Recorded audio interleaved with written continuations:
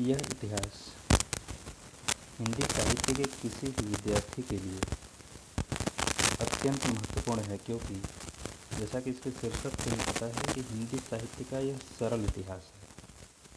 अर्थात हिंदी साहित्य के इतिहास को सरल सुबोध शैली में प्रस्तुत करने का प्रयास विश्वनाथ त्रिपाठी के द्वारा किया गया है। तो इसको हम लोग देखेंगे आज इस वीडियो लेक्चर में। शुरू करते हैं। सबसे पहले बात बनती है कि हिंदी साहित्य का इतिहास क्या है, यानी साहित्य का इतिहास क्या होता है। हिंदी एक भाषा है तो इसका भी इतिहास होगा। तो साहित्य का इतिहास क्या है, सबसे पहले इसको जानना है। तो देखते हैं हम लोग पहले पॉइंट में, हिंदी साहित्य का इतिहास हिंदी भाषी जनता की आशाओं, आकांक्षाओं, उसके सुख दुख, उल्लास और निराशा तथा अन्य मन स्थितियों का शब्द दर्पण है। बहुत ही महत्वपूर्ण परिभाषा है साहित्य के इतिहास का। विश्वनाथ त्रिपाठी के द्वारा दिया हुआ यह परिभाषा अपने आप में काफ़ी महत्वपूर्ण साबित होता है। यानी उन्होंने कहा कि हिंदी साहित्य का इतिहास जो है वह हिंदी भाषी जनता की आशाओं, आकांक्षाओं, उसके सुख दुख, उल्लास और निराशा तथा अन्य मन स्थितियों का एक शब्द दर्पण है। आगे चलते हैं। अगला पॉइंट है हिंदी साहित्य की, ध्यान रखने वाली बात है, इसमें हम लोग पढ़ रहे हैं जो यह आदिकाल तक के महत्वपूर्ण तथ्यों का संकलन है। इस वीडियो में आपको आदिकाल तक की तथ्यों का एक संकलन मिलेगा, जिसको हम पॉइंट के रूप में आपके समक्ष प्रस्तुत कर रहे हैं। आगे देखते हैं। हिंदी भारत की संपर्क भाषा है। इसका अर्थ यह कि केंद्रीय सरकार और राज्य सरकारों के बीच संपर्क की भाषा है। इन्होंने बताया है कि हिंदी जो है क्या है, भारत की एक संपर्क भाषा है। संपर्क से ऐसा क्या होता है, केंद्र सरकार और राज्य सरकार और राज्य सरकारों के बीच जो भाषा संपर्क, विचार विनिमय के काम आती है उसे संपर्क भाषा के रूप में जानते हैं। तो हिंदी जो है, इन्होंने कहा कि यह भारत के केंद्रीय सरकार और राज्य सरकारों के बीच की संपर्क भाषा है। आगे देखते हैं। हिंदी मूलतः हिंदी भाषी क्षेत्र अर्थात हिमाचल प्रदेश, हरियाणा, दिल्ली, उत्तरांचल, उत्तर प्रदेश, बिहार, झारखंड, मध्य प्रदेश और छत्तीसगढ़ की राजभाषा है। ये भी जो नाम बताए, जिन प्रदेशों के नाम बताए गए हैं, इन प्रदेशों की सरकारी कामकाज की भाषा हिंदी है। इसको ध्यान में रखने वाली बात है, इम्पोर्टेंट रख सकते हैं इसको।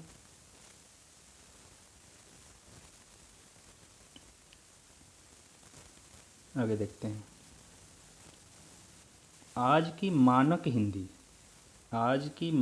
हिंदी का आधार खड़ी बोली है, जो पश्चिमी हिंदी क्षेत्र की है। इस खड़ी बोली में हिंदी की अन्य बोलियों ने अपना योगदान करके उसके मानक रूप का निर्माण किया है। कहने का आशय यह है कि हिंदी जो है, खड़ी बोली हिंदी जो है, यह आज के समय की मानक बोली है या मानक भाषा है। इसके निर्माण में हिंदी की अन्य जो बोलियां हैं, क्योंकि हिंदी भाषा के अंतर्गत बहुत सी बोलियां आती हैं जिनका चर्चा कभी आगे किया जाएगा, तो हिंदी भाषा के मानक रूप का निर्माण हिंदी की अन्य बोलियों के सहयोग से हुआ है। आगे चलते हैं। साहित्य शब्दों के माध्यम से परिस्थिति विशेष के ऐसे चित्र खींचता है या ऐसे विचार प्रस्तुत करता है कि हृदय उद्वेलित हो उठता है। ध्यान देना इस पर आप लोग कि साहित्य की परिभाषा विश्वनाथ त्रिपाठी के द्वारा दिया गया है। महत्वपूर्ण परिभाषा है, इसको ध्यान में रखिएगा। साहित्य शब्दों के माध्यम से परिस्थिति विशेष के ऐसे चित्र खींचता है या कह सकते हैं कि ऐसे विचार प्रस्तुत करता है कि हृदय उद्वेलित हो उठता है। इस साहित्य की एक विशेषता है, कह सकते हैं एक पहचान है, विश्वनाथ त्रिपाठी का कथन है। आगे देखते हैं। सामान्यतः हिंदी साहित्य के इतिहास का प्रारंभ विश्वनाथ त्रिपाठी के अनुसार 1000 ईस्वी के आसपास माना जाता है या उन्होंने माना है। आगे चलते हैं।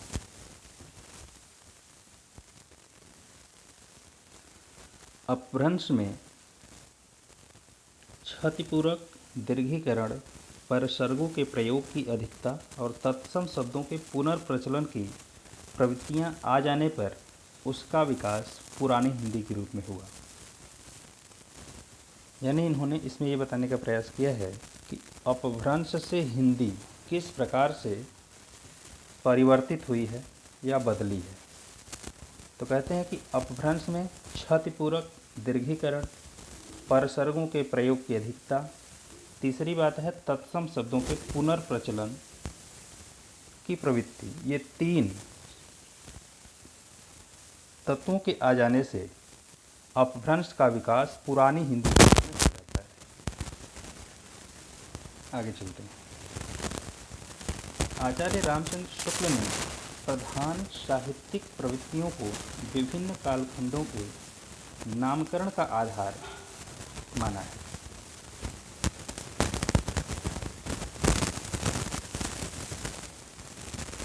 रामचंद्र शुक्ल का कथन है। आगे, इस काल में रचित अनेक अपभ्रंश रचनाओं, नाथ सिद्धों की भाषाओं को पंडित चंद्रधर शर्मा गुलेरी ने पुरानी हिंदी कहा है। इस काल में यानी आदिकाल।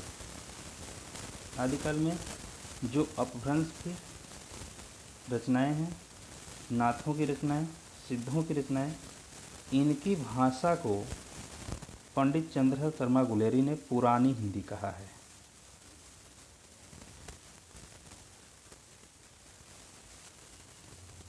आगे देखते हैं। पुरानी हिंदी से उनका तात्पर्य अपभ्रंश से विकसित अपभ्रंशोत्तर भाषा से है। गुलेरी जी का तात्पर्य पुरानी हिंदी से किसका है? अपभ्रंश से विकसित और अपभ्रंशोत्तर यानी अपभ्रंश के बाद की भाषा से है। आगे देखते हैं। पंडित रामचंद्र शुक्ल ने अपने इतिहास में आदिकाल को अपभ्रंश काव्य और देश भाषा काव्य इन 2 भागों में विभाजित किया है। देश भाषा काव्य को वीर गाथा काव्य कहा है। ध्यान रखने वाली बात है यहाँ पर कि आचार्य शुक्ल ने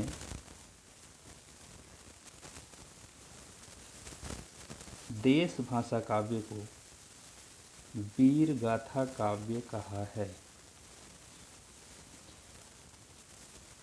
वस्तुनिष्ठ प्रश्नों में पूछा सकता है कि शुक्ल ने वीर गाथा काव्य किस काव्य को कहा है, तो देश भाषा काव्य को ध्यान रखने वाली बात है। आगे देखते हैं। पुरानी हिंदी में अपभ्रंश और हिंदी की भाषाई एवं साहित्यिक प्रवृत्तियाँ घुली मिली हैं, इसलिए आदिकाल को अपभ्रंश और हिंदी का संधिकाल भी कहा जाता है। विश्वनाथ त्रिपाठी का मानना है कि पुरानी हिंदी में अपभ्रंश और हिंदी इन 2 भाषाओं की साहित्यिक प्रवृत्तियाँ घुली मिली हैं यानी मिली जुली हैं। इसलिए आदिकाल को अपभ्रंश और हिंदी का संधिकाल भी कहा जाता है, ऐसा त्रिपाठी जी का मानना है। आगे चलते हैं।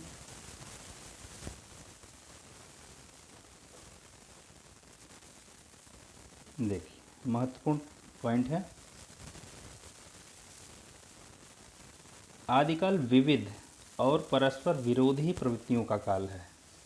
आदिकाल के संबंध में बहुत सारे विद्वानों ने अपना विचार दिया है, उसी तरह त्रिपाठी जी का भी विचार है कि आदिकाल विविध परस्पर विरोधी प्रवृत्तियों का काल है। इम्पोर्टेंट परिभाषा है। आगे देखते हैं।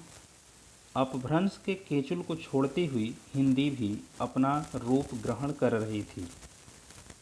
त्रिपाठी जी का यह भी बात अपने आप में महत्वपूर्ण है कि अपभ्रंश के केचुल, केचुल क्या होता है?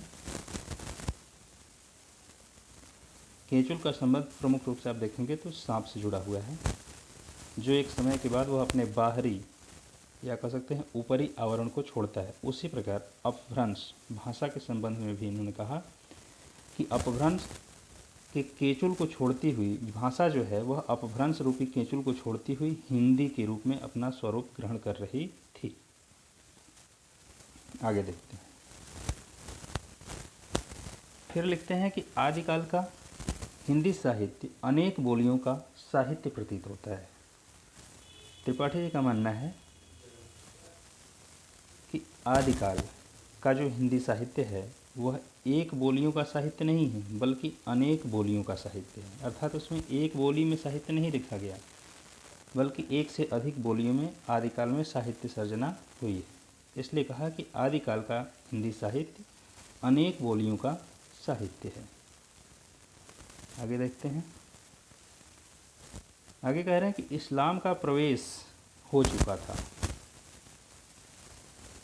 आदिकाल में ही, आदिकाल के समय सीमा में ही इस्लाम का प्रवेश हो चुका था, किंतु उसका प्रभाव साहित्य पर आदिकाल के अंतिम चरण में या अंतिम चरण के प्रसिद्ध कवि अमीर खुसरो में ही दिखलाई पड़ता है।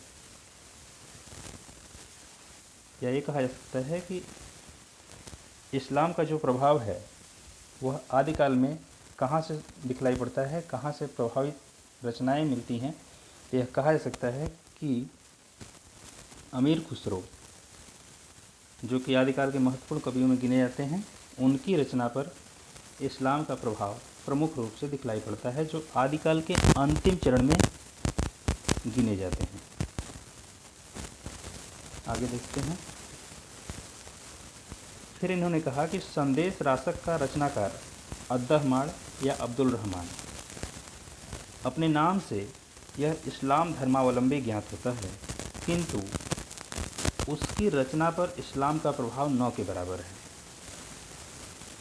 महत्वपूर्ण बात यह है कि अभी इस्लाम का प्रभाव अमीर खुसरो की रचना पर दिखलाई पड़ा, लेकिन आगे कह रहे हैं कि संदेश रासक का रचनाकार स्वयं इस्लाम धर्मावलंबी है, लेकिन फिर भी उसकी रचना पर इस्लाम का प्रभाव न के बराबर है। आगे देखते हैं। आगे सिद्ध कवि, इन्होंने सिद्ध कवियों के बारे में क्या कहा है इस पर देखते हैं। इन्होंने कहा कि महापंडित राहुल सांकृत्यायन के अनुसार बौद्ध धर्म अपने हीनयान और महायान के विकास को चरम सीमा तक पहुंचाकर अब एक नई दिशा लेने की तैयारी कर रहा था, जब उसे मंत्रयान, वज्रयान या सहजयान की संज्ञा मिलने वाली थी। त्रिपाठी जी ने सांकृत्यायन के एक मत को यहाँ पर उल्लेख किया है। उन्होंने कहा, सांकृत्यायन जी ने बताया कि बौद्ध धर्म अपने हीनयान और महायान, यानी बौद्ध धर्म का विकास दो भागों में होता है, हीनयान और महायान के विकास को चरम सीमा तक पहुंचाकर, यानी उसकी पराकाष्ठा तक उसे पहुंचाकर अब एक नई दिशा की ओर, एक दूसरी दिशा की ओर मोड़ लेने के लिए तैयारी कर रहा था, जब उसे एक नया नाम मिलने वाला था। वह नाम क्या था? मंत्रयान हो सकता है, वज्रयान हो सकता है या सहजयान हो सकता है। ऐसा मानना किसका है? राहुल सांकृत्यायन जी का है। आगे देखते हैं। आगे त्रिपाठी जी कहते हैं कि सिद्धों का संबंध वज्रयान से था, उनकी संख्या 84 थी। ध्यान रखने वाली बात यह है कि सिद्धों की संख्या कितनी थी? 84। और सिद्धों का संबंध वज्रयान से था, वज्रयान।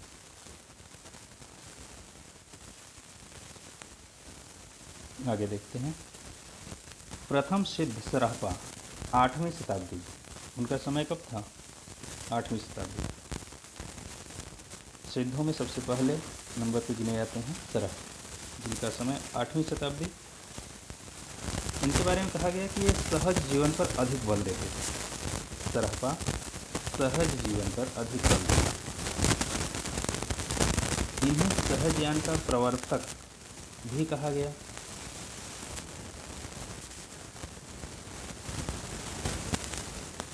आगे अगला पॉइंट है संध्या भाषा वस्तुतः अंतः साधनात्मक अनुभूतियों का संकेत करने वाली एक प्रतीक भाषा है। संध्या भाषा प्रमुख पूछा जाता है कि संध्या भाषा क्या है? संध्या का ही विपरीत रूप है। संध्या काल में जैसा धुंधला वातावरण होता है, जैसा अस्पष्ट वातावरण होता है, कुछ वैसी ही भाषा सिद्धों की भाषा होती है, अर्थात उनकी भाषा को संध्या भाषा कहा। संध्या भाषा एक प्रतीकात्मक भाषा है, अर्थात यह स्पष्ट नहीं हुआ करती थी। इस भाषा का प्रयोग प्रतीकों के रूप में होता था, यानी रहस्यमय चीज़ों को बतलाने के लिए प्रतीकात्मक भाषा का प्रयोग किया जाता है। आगे चलते हैं। आगे देखते हैं। कबीर आदि निर्गुण संतों की इसी शैली को उलटवासी कहा गया। अभी ऊपर आपको बताया गया कि संध्या भाषा क्या थी? वह एक प्रतीकात्मक भाषा है। उसी प्रकार की कबीर आदि निर्गुण संतों की भी जो भाषा थी या भाषा शैली थी, उसे यहाँ पर उलटवासी कहा गया। यही कह सकते हैं कि जो आदिकाल में संध्या भाषा है, वह भक्ति काल में निर्गुण संतों के बीच उलटवासी के नाम से जानी जाती है। आगे देखते हैं। नाथ पंथ। नाथ पंथ में गोरखनाथ शिव के रूप माने जाते हैं। त्रिपाठी जी का मानना है कि नाथ पंथ में जो गोरखनाथ नाथ संप्रदाय के प्रवर्तक माने जाते हैं, वे शिव के रूप माने जाते हैं। गोरखनाथ का एक सिद्धांत है जो काफ़ी महत्वपूर्ण है। जोई जोई पिंडे सोई ब्रह्मांड। अर्थात क्या है? जो शरीर में है वही ब्रह्मांड में है।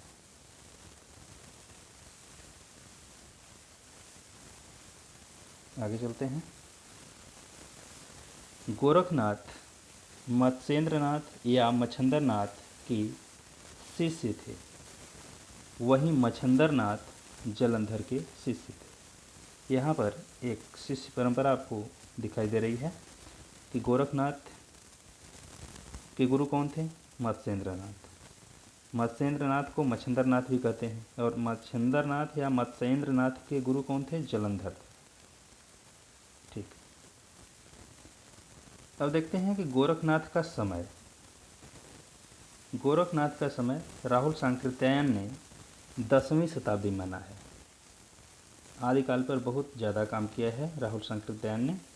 इन्होंने गोरखनाथ का समय 10वीं शताब्दी स्वीकार किया है। आगे देखते हैं। आचार्य हजारी प्रसाद द्विवेदी, इन्होंने भी आदिकाल पर बहुत काम किया है, इसलिए ये कह सकते हैं कि इन्होंने भी गोरखनाथ के समय पर अपना विचार देते हुए इनको 10वीं शताब्दी का माना है। आगे देखते हैं। जैन धर्मावलंबी कवि। जैन धर्मावलंबी कवियों में हेमचंद हैं, जिनका समय 12वीं शताब्दी। उनकी रचना प्राकृत व्याकरण है, जो एक तुलनात्मक व्याकरण है। अपभ्रंश, संस्कृत आदि इन कह सकते हैं इन दो भाषाओं का तुलनात्मक अध्ययन उसमें प्रस्तुत किया गया है। काफ़ी महत्वपूर्ण रचना है। अगले विद्वान हैं, अगले कवि हैं जैन धर्मावलंबी, जिनका नाम है मेरुतुंगाचार्य। इनका समय है 13वीं शताब्दी, यानी ये हेमचंद के बाद आते हैं। इनका जो प्रमुख ग्रंथ है वह है प्रबंध चिंतामणि। अगले हैं कवि जोइंदु, 10वीं शताब्दी। राम सिंह 12वीं शताब्दी। ये कुछ धर्मावलंबी, जैन धर्मावलंबी कवि हैं। आगे देखते हैं, पौराणिक काव्य में अपभ्रंश के महान कवि स्वयंभू आते हैं। जैन धर्मावलंबी कवियों में जो पौराणिक काव्य लिखा गया उसमें यदि कोई महान कवि है तो उस कवि का नाम है स्वयंभू, जिन्होंने राम कथा को आधार बनाकर पौमचर्यु की रचना की। ध्यान रखने वाली बात है कि पौमचर्यु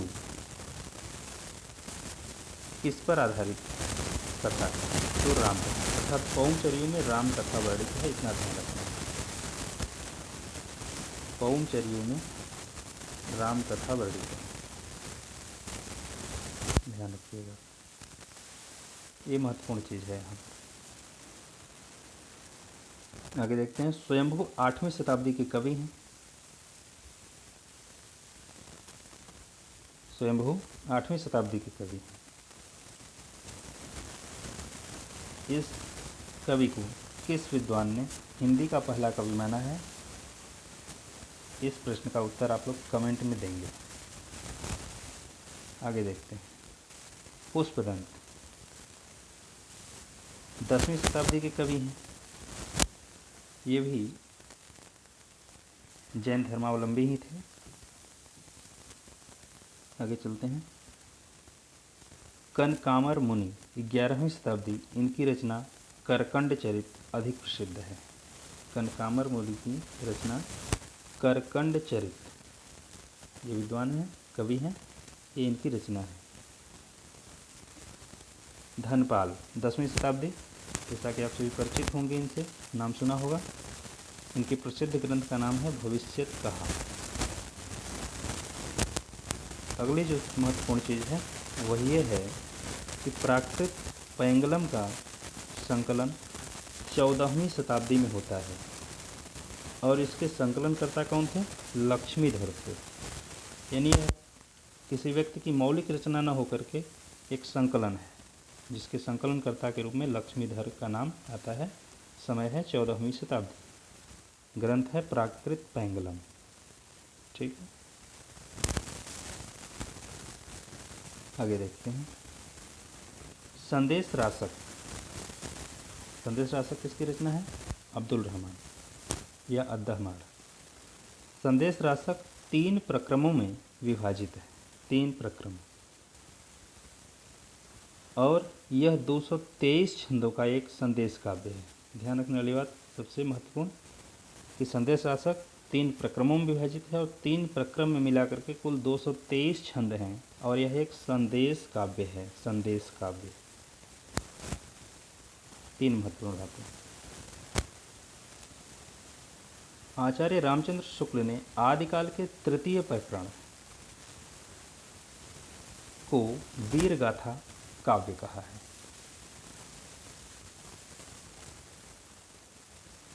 आदिकाल के तृतीय प्रकरण वीरगाथा काव्य के नाम से इन्होंने पुकारा है। आचार्य हजारी प्रसाद द्विवेदी ने माना है कि पृथ्वीराज रासों की रचना सूक सुकी संवाद के रूप में हुआ है। द्विवेदी जी का ये बहुत महत्वपूर्ण पॉइंट है कि सूक सुकी संवाद के रूप में हुई,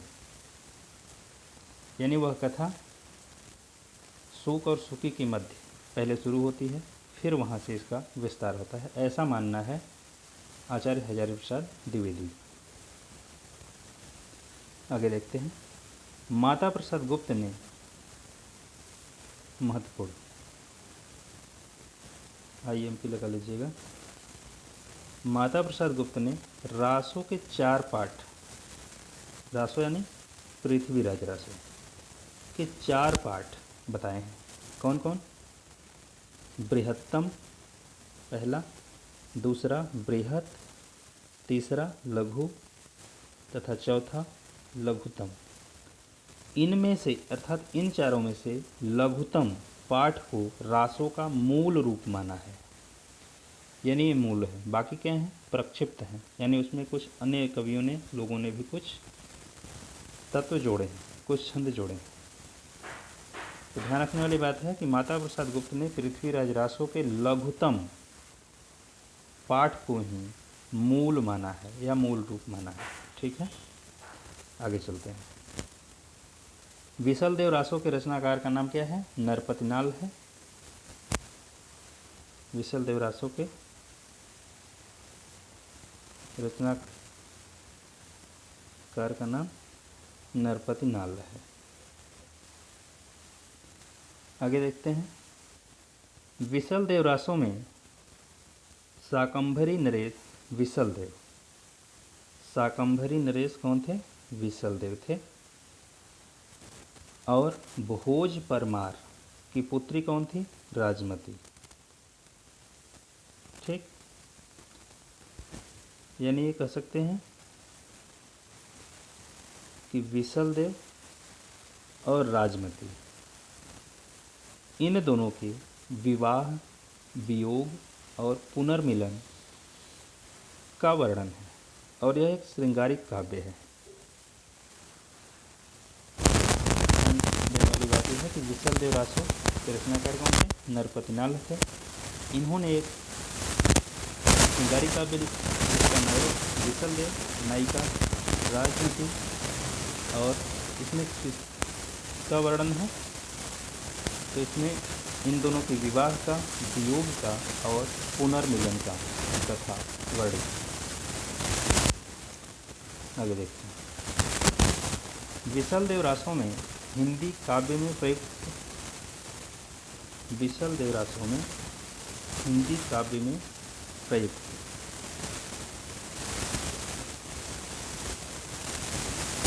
होने वाले 12 मासा का वर्णन सबसे पहले मिलता है। यानी हिंदी में आपको जो 12 मासा देखने को मिलता है, वह उसका शुरुआत विशलदेव रासों से हुआ था। 12 मासा का शुरुआत हिंदी में विशलदेव रासों नामक ग्रंथ से माना जाता है। इम्पोर्टेंट।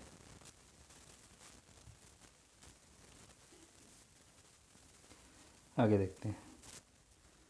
वीर गाथा काल के कुछ अन्य कवि हैं जिनकी चर्चा यहाँ पर त्रिपाठी जी कर रहे हैं। विद्यापति, जिनका समय 14वीं शताब्दी है। इनकी 3 प्रमुख रचनाएं हैं, कीर्तिलता, कीर्तिपताका एवं पदावली। कीर्तिलता, कीर्तिपताका ये 2 चरित काव्य हैं, कह सकते हैं। और विद्यापति पदावली मैथिल में रचित एक श्रृंगारपरक रचना है। कीर्तिलता को विद्यापति ने कहानी कहा है। कीर्तिलता को ध्यान रखने वाली बात है कि विद्यापति स्वयं ने क्या कहा है? कहानी कहा है। कहानी अर्थात कहानी, तथा इसकी भाषा को अवहट्ट बताया है। अवहट्ट, अवहट्ट क्या होता है? अपभ्रंश उत्तर भाषाओं में आता है, अर्थात यह हिंदी के नज़दीक अपभ्रंश मिश्रित या अपभ्रंश से प्रभावित हिंदी।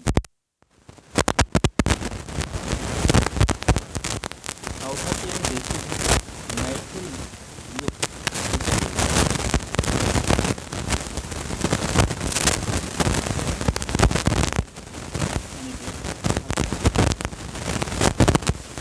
स्वरूप है वह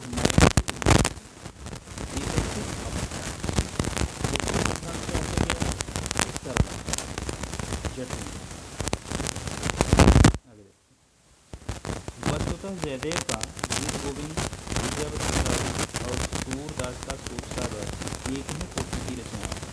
किसका मानना है? विश्वनाथ त्रिपाठी का।